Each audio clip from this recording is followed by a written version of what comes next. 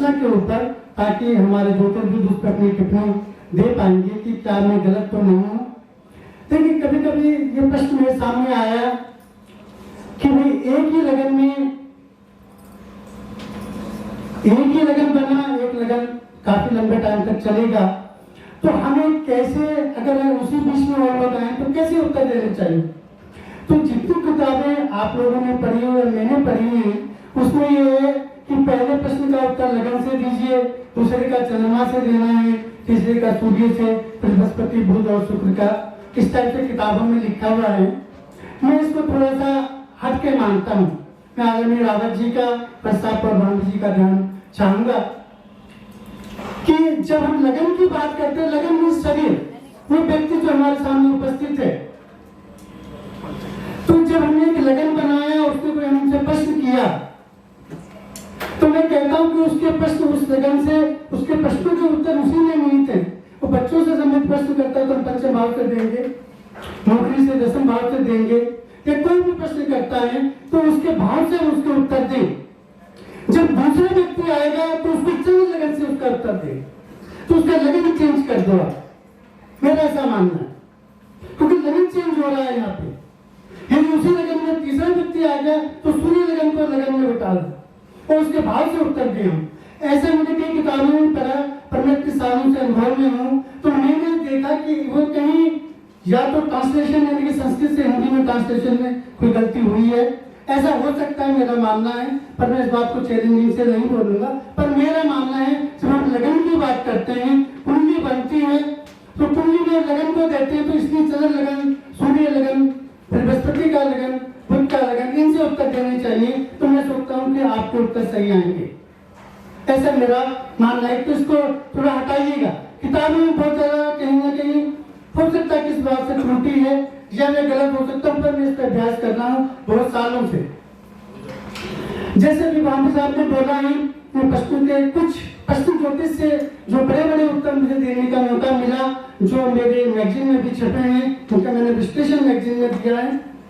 सबसे पहले पुणे देहरादून में घटना घटी, एक पुलिस इंस्पेक्टर अपने पोस्ट से अपनी ड्यूटी पे था, वो गायब हुआ।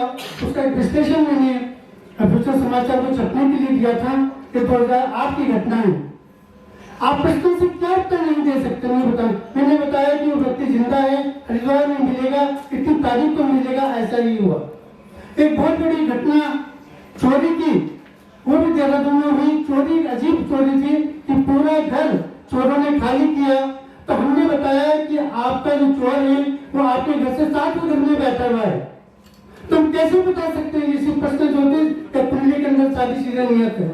2016 के अंदर एक एयरफोर्स का हवाई जहाज जो चेन्नई से पोर्ट ब्लेयर के लिए उड़ा और वो क्रैश हुआ, समुद्र में समा गया। पेट्रोलियम का अधिकरण टोटल फ्लैश हुआ। उसका प्रश्न जब मेरे पास आया तो मैंने उसका विश्लेषण किया कि भाई उसके इंजन में आग लगी और वो समुद्र में गिरा। यानी प्रश्न ज्योतिष से हम क्या नहीं बता सकते, ये मैं आपको बताना चाहता हूँ। तो इन चीजों में कुछ सुधर मैं आपको पहले देता हूँ, जब उनको ध्यान में रखिए या नोट करना चाहे तो नोट करें। फिर मैं कुछ उन्हीं के चीजों ऊपर मैं आपका विश्लेषण दूंगा। एक पॉइंट, कभी कभी जैसे आप लोगों ने पढ़ा है कि देशकाल कि पहला देशकाल, दूसरा देशकाल, तीसरा, इसको प्रश्न ज्योतिष में कैसे यूज कर सकते हैं, इससे हम कैसे चीजें देख सकते हैं।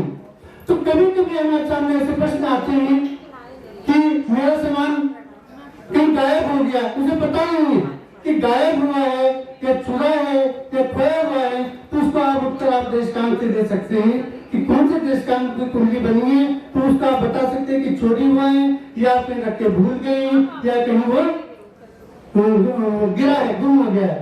तो ये चीजें जो है हमारे प्रश्न ज्योतिष के अंदर सारी आती हैं। पहले तो आपको मैं एक सूत्र देना चाहता हूँ जो पृथ्वी पंचाशिका के अंदर लिखा है कि चाहे कोई चीज खोई का प्रश्न आए, चोरी का प्रश्न आए, कोई व्यक्ति गायब का प्रश्न आए, एक ही सूत्र के अंदर आप उसके उत्तर हाँ या ना में दे सकते हैं। जैसे आपके पास प्रश्न आया कि कोई हमारा व्यक्ति घर से गायब है या घर से चला गया है, तो उसके बारे में आप बताइए क्या स्थिति है।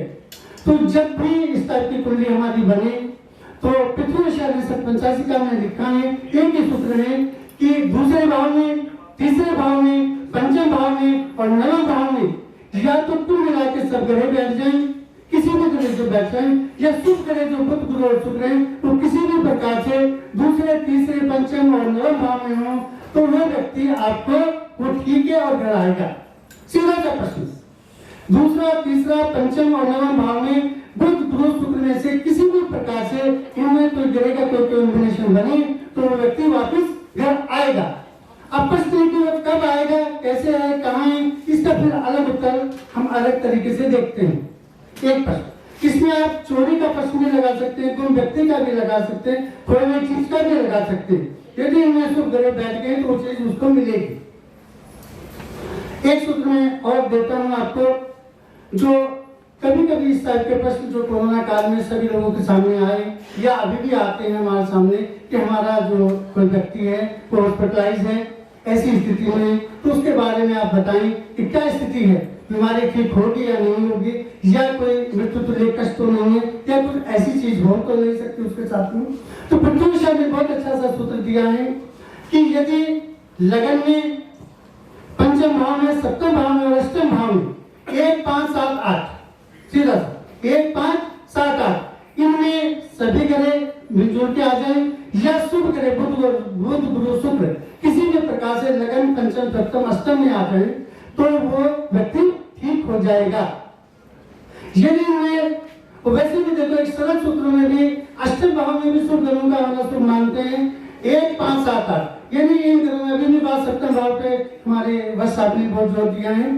तो 1 5 7 8 में किसी भी प्रकार से शुभ ग्रह का बैठना यानी कि उस व्यक्ति का ठीक होना निश्चित है। अब इसी को मैं थोड़ा और आगे बढ़ाता हूं। यदि इस टाइप की कुंडली बनी 1 5 7 8 में शुभ ग्रह भी आ गए हैं, एक पॉइंट हो गया। अब यदि वो व्यक्ति इससे वो देखो दो चीजें मैं बहुत कॉमन शब्दों में कॉमन शब्दों में आपने स्थिर राशियां जानते हैं, आप चर राशियां जानते हैं, शिशुदर राशियां जानते हैं, हम उनका उपयोग और प्रयोग अपनी लाइफ में कितना करते हैं। मैं कहता हूं उनको करना चाहिए। वो बहुत अच्छे बहुत छोटे छोटे सूत्र हैं जो मैं प्रश्ना से अपनी वैदिक में भी लगाता हूँ। आप किसी भी व्यक्ति की जैसे भी पानी साहब ने बोला बड़े बड़े व्यक्तियों को दुनिया देखी तो कहीं ना कहीं शिशुदर राशि में ग्रह होना, लगन भी शिशुदर राशि में हो और राशियों में जो ग्रह शिशुदर राशि में बैठे वो व्यक्ति भी कहीं ऊंचाई दिए होगा, ऐसा मेरा अनुभव है और आप देखिएगा जब ठीक है।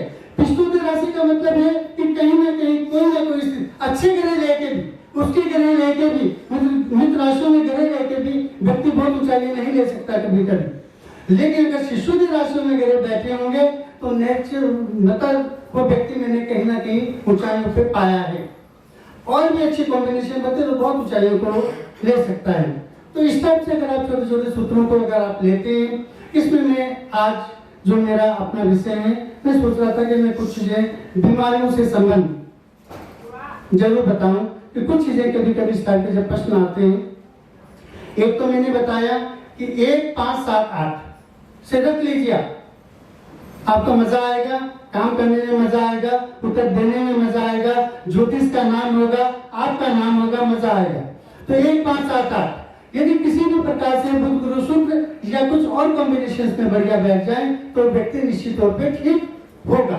एक पॉइंट कि मैंने बोला कि 1 5 7 8 ठीक है, शुभ ग्रह भी आ रहे हैं इसके अंदर, लेकिन यदि लग्नेश का अष्टमेश के साथ मृत्यु भाव, लग्नेश का अष्टमेश के साथ युति कहीं केंद्र में बन जाए तो ये कहीं ना कहीं मृत्यु तुल्य कष्ट पैदा करता है, ऐसा मेरा अनुभव।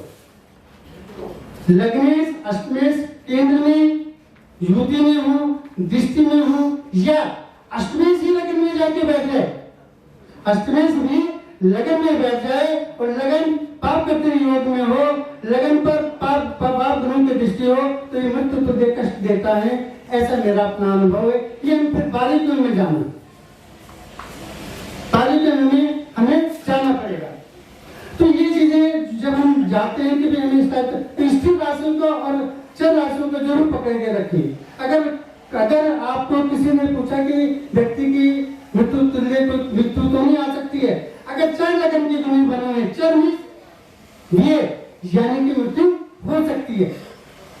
ठीक, और ये जो मैंने एक अगला योग बताया है कि कहीं लग्नेश का अष्टमेश के साथ कोई संबंध बन रहा, तो ये भी एक चीज आ गई कि कुंडली को 2-3 एंगल से उसको परफेक्शन में डालिए। अगर उसमें डालेंगे आप तो आपको मजा आएगा कि भाई आप अपनी बात को सटीकता से बोल सकते हैं, है ना।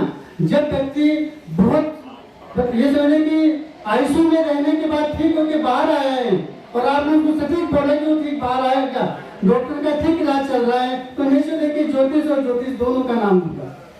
अब देखना है अपने दृष्टांत के ऊपर जो सूत्र देना है उसे आप जरा दिमाग में रखें। उसको भी मैं अपने विद्वानों से एक चीज और थोड़ा सा यहाँ पे बोलना चाहूंगा, उसके ऊपर जरूर प्रकाश डालिएगा। देखिए अभी जैसे आप जानते हैं कि 0 से 10 पहला दृष्टिकोण हमें लगन में, अगर 0 से लगन हमारा 0 से 10 डिग्री का तो पहला दृष्टिकोण बना, और 10 से 20 में दूसरा दृष्टिकोण बना, और 20 से 30 में तीसरा दृष्टिकोण बना। मुझे दृष्टिकोण पे ज्यादा नहीं बोलना है, मैं सिर्फ डिग्री की बात अगर हम करें तो इसका डिग्री का क्या महत्व है। अभी मेरा शर्मा जी ने लगन पे जोर डाला है, तो लगन पे जोर, लगनों पे ही जोर डाला गया है, तो लगन की डिग्री जरूर देखनी है। लगन बड़ा महत्वपूर्ण है, वो किस डिग्री में है जिसे हम दृष्टांत पैदा करते हैं। दृष्टांत के अलग अलग मीनिंग की बच्चों को कैसे देखते हैं क्या है वो अलग बात है, पर मैं यहाँ प्रश्न के ऊपर बात करूंगा। और एक चीज मुझे लगन की जो डिग्री है दृष्टांत पे 22वां दृष्टांत, क्योंकि मैं यहाँ पे थोड़ा बीमारी और उसके ऊपर बात कर रहा हूँ कि 22वां दृष्टांत कौन कौन से दृष्टांत बनाते हैं, तो उसका कौन से दृष्टांत का 22वां दृष्टांत कौन से घर में पड़ेगा। राव साहब कभी ऐसा अनुभव आया हो तो जरूर बताइएगा कि जब भी जैसे कि हम बोलते हैं कि पहला दृष्टांत है तो उसका 22वां दृष्टांत 8वें भाव में पड़ेगा, यानी कि अष्टमेश की महादशा में मृत्यु को देकर या मृत्यु भी हो सकती है।